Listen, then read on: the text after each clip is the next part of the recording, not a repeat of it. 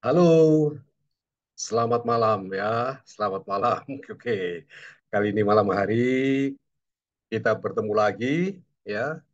Setelah selesai menikmati liburan yang lumayan panjang ya. Ya ya, bertemu dengan keluarga di tempat lain ya. Jangan bilang di kampung lah itulah, di tempat lain gitu ya.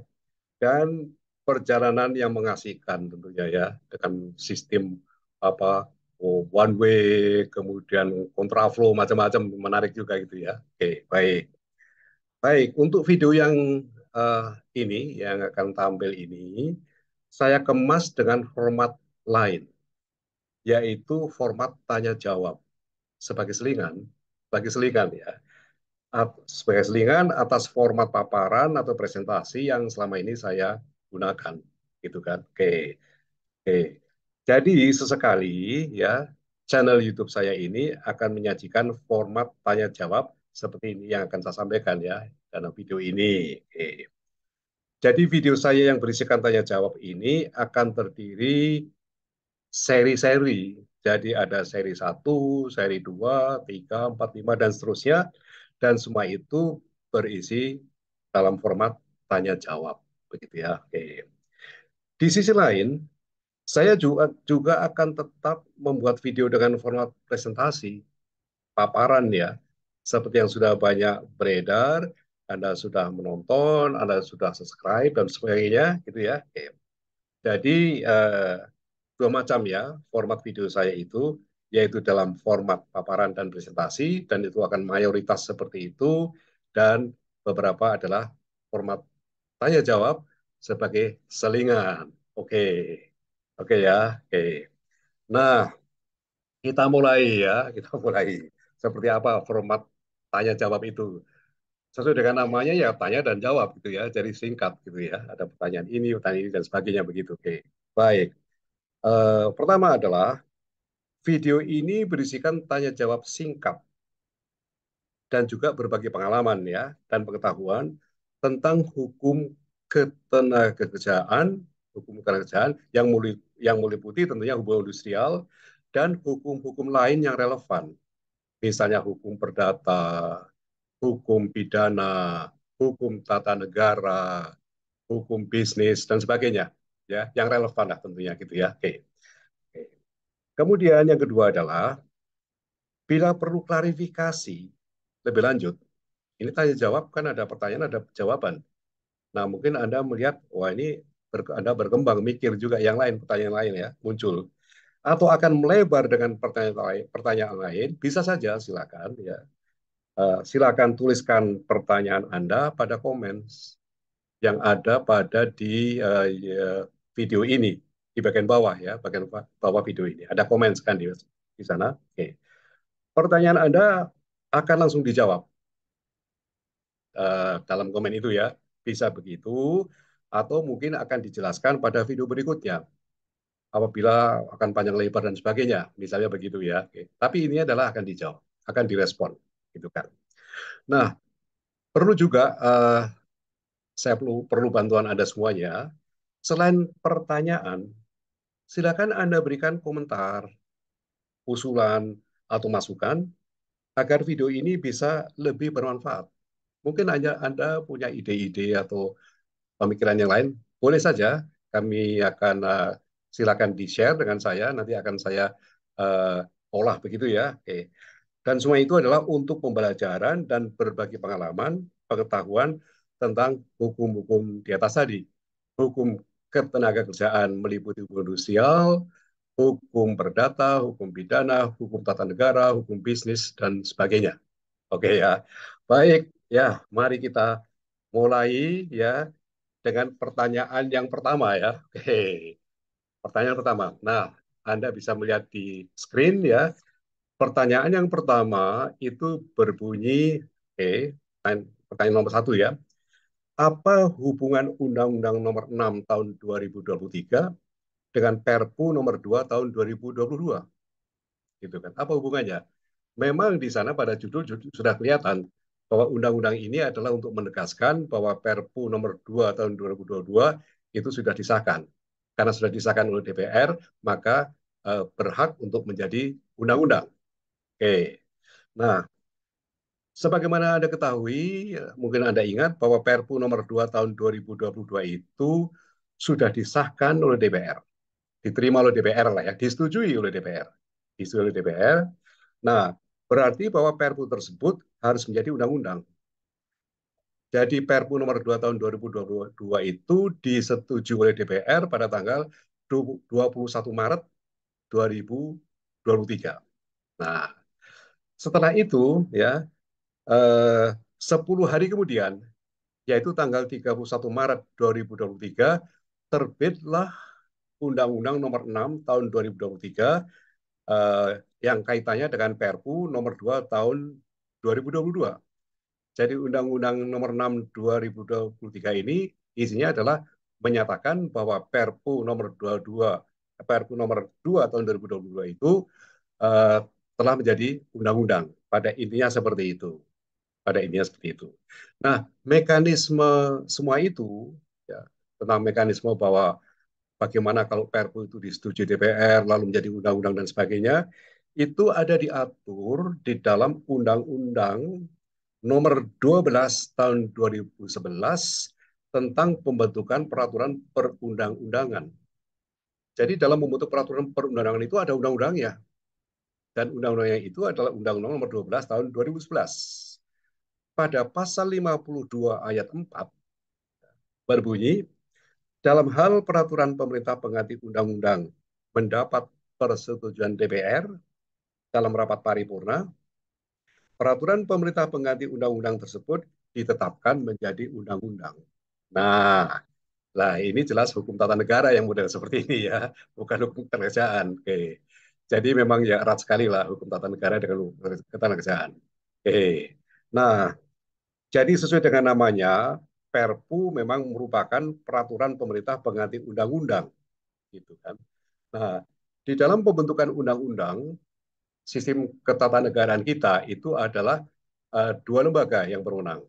Bisa dibentuk oleh undang-undang itu dibuat oleh DPR, ya, kemudian nanti disetujui oleh Presiden tentunya tanda tangani, atau bisa juga dari pemerintah, dari pemerintah.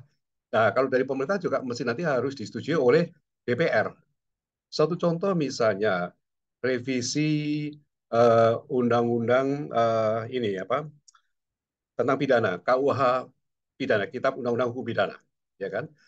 Kitab Undang-Undang Hukum Pidana, ya. KUHP ini, Kitab Undang-Undang Hukum Pidana ini diundangkan pada tanggal 2 Januari tahun 2023, ya, menjadi KUHP baru bagi kita di Indonesia, ya. Dan undang-undang ini nomornya adalah Undang-Undang Nomor 1 tahun 2023. Undang-undang ini baru akan berlaku 3 tahun kemudian sejak diundangkan untuk sosialisasi pada masyarakat. Ini barang baru ini tentang pidana, rumit lah gitu ya. Oke, ya. Nah, jadi sesuai dengan namanya, Perpu merupakan peraturan pemerintah pengganti undang-undang. Oke. Perpu dibuat oleh Presiden. Tentu ada syaratnya, ya. Sangat terkenal syaratnya. Saya kira Anda sering dengar bahwa bila ada kegentingan yang memaksa. Nah, kemarin itu ya tentunya memang dirasakan ada kegentingan yang memaksa dan itu diuraikan panjang lebar ya tentang ekonomi, tentang politik dan sebagainya ada di sana. Nah, intinya adalah eh, kemudian dikeluarkan oleh Presiden. Salah satunya adalah kemudian mengubah eh, eh, pengaturan cipta kerja yang tadinya diatur dalam Undang-Undang Nomor 11 Tahun 2020 diubah menjadi apa yang tertuang di dalam Perpu 2 Tahun 2022 itu. Oke. Jadi demikianlah dalam hal ini Undang-Undang Nomor 6 Tahun 2023 menjadi lahir eksis dalam rangka untuk mengukuhkan bahwa Perpu Nomor 2 Tahun 2022 itu telah disahkan dan berhak untuk menjadi undang-undang. Oke, itu pertanyaan pertama. Oke, kita lanjutkan ya pertanyaan kedua ya, ya. Baik, lanjutkan ya tanya jawabnya yaitu pada pertanyaan yang kedua. Pertanyaan pertanyaan yang kedua sebagaimana Anda lihat di screen itu berbunyi bila PKWT diperpanjang, kapan harus dibayarkan uang kompensasi? Nah, ya kan? Itu. Baik. Kalau ada pertanyaan seperti ini, kita lihat saja pada ketentuan peraturan perundang yang berlaku dalam hal ini adalah PP 35 tahun 2021 pasal 15. Langsung saja di sini ya, pada pasal 15 ayat 4 ya, ayat 4. Sebelum ke ayat 4 ya kiranya Anda tahu ya bahwa PKW itu 5 tahun dan mekanisme perpanjangannya pun sangat bebas. Tidak ada ketentuan yang kaku seperti di apa yang diatur dalam Undang-Undang 13 tahun 2003 yang lalu. Baik, menjawab pertanyaan nomor 2 ini, kita jawab dengan bunyi ayat 4, ya, pasal 15 dari PP 35 tahun 2021, apabila PKWT diperpanjang, uang kompensasi diberikan saat selesainya jangka waktu PKWT sebelum perpanjangan. Jadi kalau misalnya suatu PKWT itu diperpanjang sekali, misalnya begitu ya, pertama adalah setahun. Nah, kemudian ada aba-aba bahwa akan diperpanjang setahun lagi, begitu ya. Maka uang kompensasi itu harusnya menurut PP 35 ini tahun 2021 harus dibayarkan sebelum berakhirnya apa yang 1 tahun itu. Jadi sebelum memasuki ke tahun yang kedua, bayarkan dulu seperti itu, gitu kan. Jadi seperti di sini ayat 4, apabila PKWT diperpanjang, uang kompensasi diberikan saat selesainya. Ya hari terakhir lah, hari terakhir kontrak yang pertama 1 tahun. Tapi yang terang jangan kemudian dibayarkan pada masa tahun yang kedua.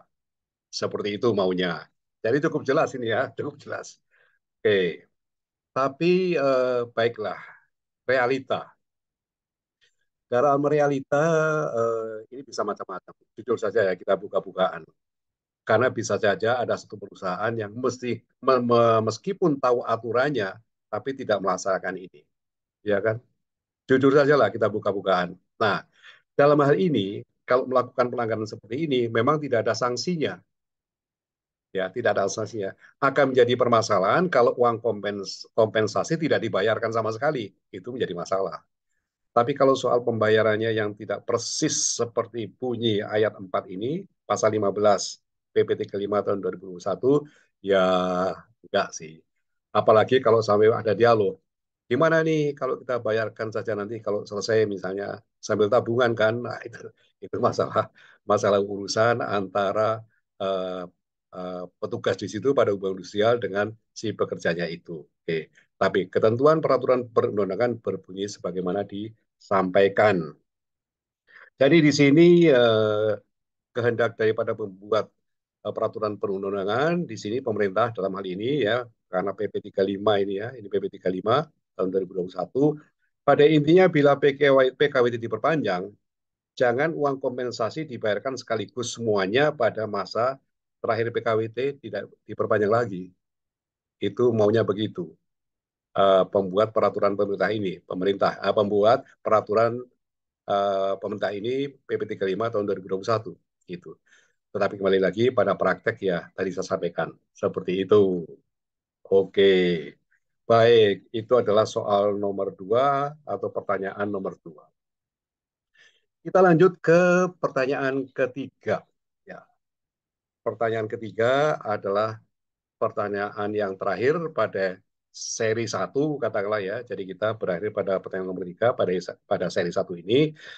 Pertanyaan ketiga berbunyi, upah yang jumlahnya di bawah upah minimum, apa sanksinya? Nah, kalau menanyakan apa sanksinya, ada di sini di sebelah kanan ya, yaitu sanksinya ada di Undang-Undang Nomor 6 tahun 2023 atau dalam kaitannya dengan Perpu Nomor 2 tahun 2022 ya. Perpu Nomor 2 tahun 2022 pada klaster ketenagakerjaan. Pada klaster ketenagakerjaan. Nah, pada pasal 185 ini isinya adalah sanksi-sanksi pidana di sini. Nah, saya ambil pada ayat 1, pasal 185, pada klaster ketenagakerjaan ini ya, oke, yang berbunyi, barang siapa melanggar ketentuan sebagaimana dimaksud dalam pasal 88E ayat 2.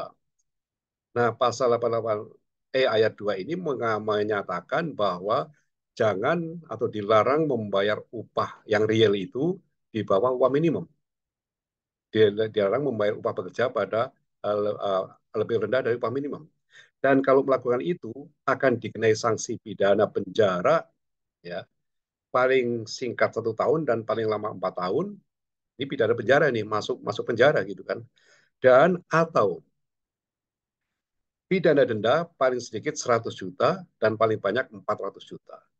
Bicara tentang eh, lamanya sanksi pidana penjara dan banyaknya atau besaran daripada denda ini tidak ada perubahan. Aturan di dalam Undang-Undang 13 tahun 2003 pun seperti ini sanksinya. Hanya pindah tempat itu pasti gitu ya. Oke. Nah, begitu ya. Nah, bicara mengenai upah pekerja yang di bawah upah minimum gitu ya. Ini ya apa ya? Untuk bisa menjadi diketahui ini bisa dengan berbagai cara. Bisa juga dengan laporan, karena pekerja tidak terima, maka lapor. Lapor kemana? Ya, laporlah ke Disnaker setempat. Melaporkan bahwa Anda itu dibayar lebih daripada upah minimum. Laporkan begitu kan? Ya, kan gitu. Oke. Atau bisa juga karena pekerjaannya tidak tahu mana kelapor dan sebagainya, atau mungkin tidak memahami dan sebagainya, ya, nah kalau begini ya repot ini, gitu kan.